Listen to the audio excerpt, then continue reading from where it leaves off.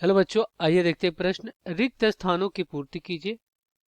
वृत्त तथा उसकी स्पर्श रेखा के उपनिष्ठ बिंदु को डैश कहते हैं। तो हम क्या करेंगे, यहाँ पे मुख्य अवधारणा लिखेंगे। मुख्य अवधारणा।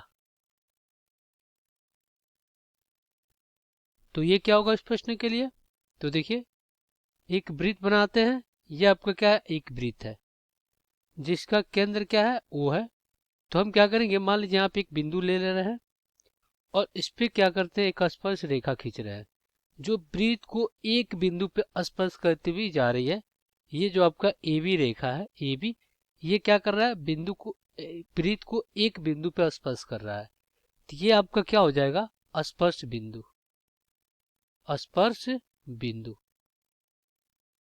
तो देखिए, कोई भी वृत्त हो, अगर उस पर स्पर्श रेखा खींचते हैं तो जिस बिंदु पे ये स्पर्श करता है वही क्या हो जाता है? उसका स्पर्श बिंदु हो जाता है।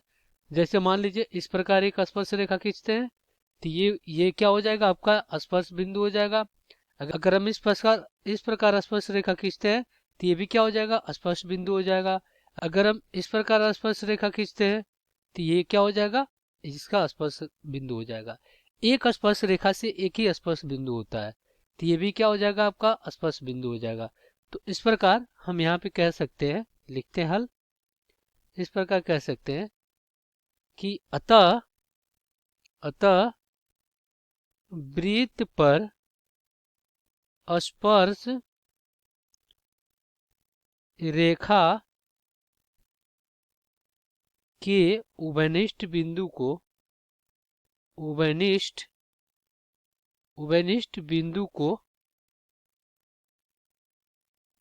को स्पर्श बिंदु कहते हैं।